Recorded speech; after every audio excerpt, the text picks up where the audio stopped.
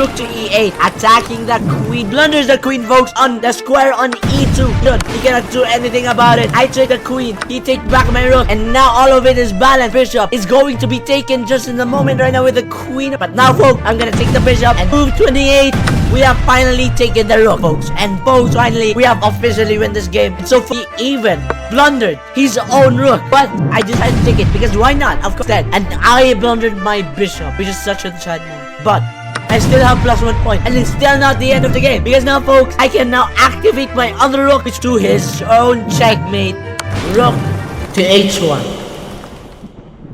Hello everybody, and welcome to another video, folks. And in this video, we have a new bot in the new bot series in chess.com, which is Tina Tempo. And this time, folks, so we have here this bot, which is 900. So we need to be a little bit careful about this bot. So first, folks, we're gonna go to the summary of the whole game. We have the new bot as white and I am black. We have pawn to e4 leading to an aggressive attack, but I do not accept that aggressive attack. I go for a counter aggressive attack, which makes the aggressive attack not aggressive anymore. So this opening does that. Knight to f6, attack this pawn, take some more squares over in this board, because if you control more squares, you control the game. He goes pawn to d4, I go pawn to c6, try to challenge his pawn on d5, because now, folks, if he takes the pawn on c6, I can develop my knight, which takes more spaces, and I have more development than her, more tempo. I don't know why is this called Tina Tempo. She is supposed to take more tempo than me, but I have more tempo, so, and develops his knight on f3, so that he has also more development than I am, and try to control the game also. I go pawn to e5. If he takes my pawn, that opens up my queen to his queen. I take his queen. He will need to take it with a king, because if not, that's a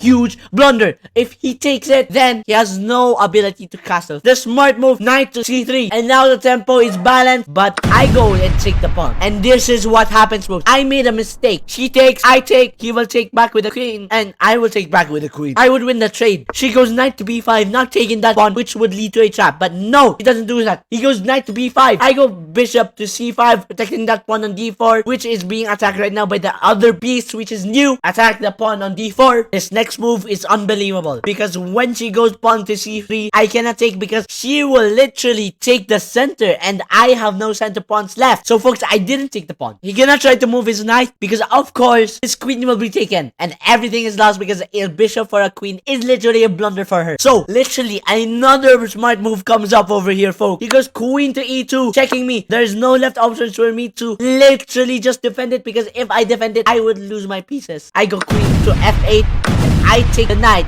He will take back with another knight, and folks, he has +1 pawn. And I go queen to d6. All is well, all is balanced, except that I cannot castle anymore. But in the future, I made it possible to castle for some reason, and try to activate my rook, attacking my knight. I'm gonna go rook to e8, attacking the queen, pinning the queen. She let that happen, and she blunders the queen, folks, on the square on e2. He takes my knight for some reason. He cannot do anything about it. I take the queen. He takes back my rook, and now all of it is balanced. Over here, we got the bishop. Is going to be taken just in the moment right now with the queen. But now, folks, I'm gonna take the bishop, and that's another blunder. That is impressive. Okay, so, folks, he goes and castles, makes his king safe, which earlier she did not fall for, and I have my king still exposed. Knight to e5. Try to attack the king right now. Try to attack the knight so that his knight will not be able to guard the king anymore on the king's side. He takes the knight, and we traded and attack his bishop. Defends the pawn on a2, which he saw some checkmate possibilities in the near future. He goes bishop to f3. I go bishop to d6. Possibly she could see that, and she did see that, which is rook to d1. And if I take right now, she can just escape with king to f pawn, pawn to b6, move away from the bishop, unblunder from the bishop of my pawn on b7 right now, folks. He goes pawn to g3, undefending my bishop over there, undefending my bishop because of my queen over here on h2. But I did not see that. I go pawn to g6 instead, and I blundered my bishop, which is such a sad move. But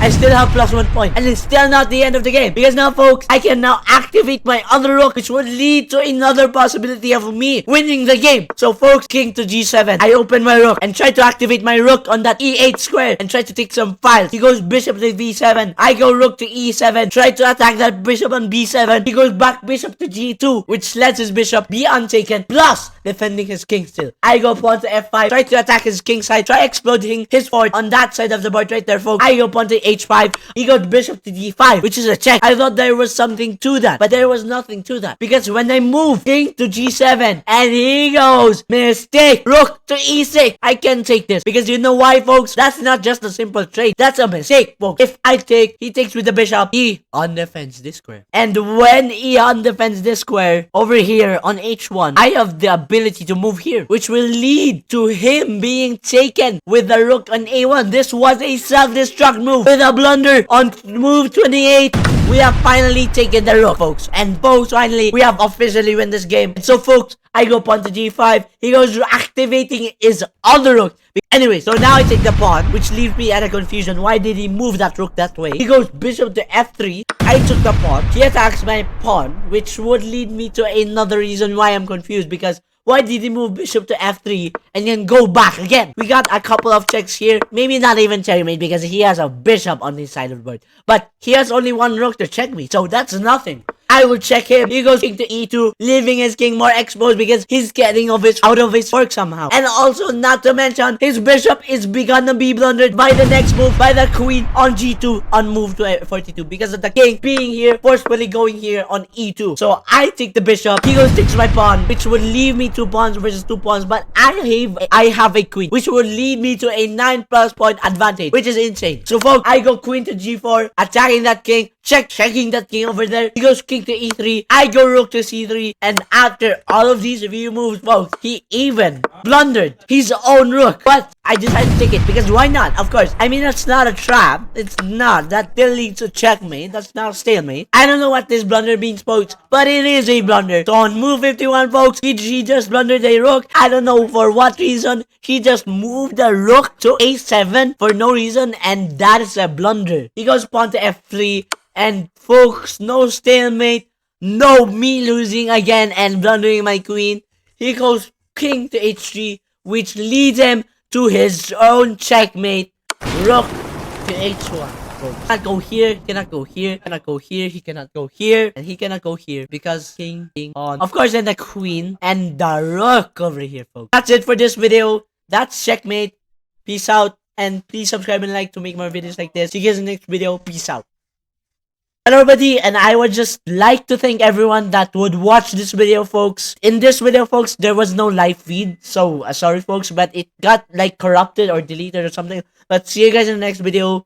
I hope that next video will have the live feed, and see you guys in the next video. Peace out.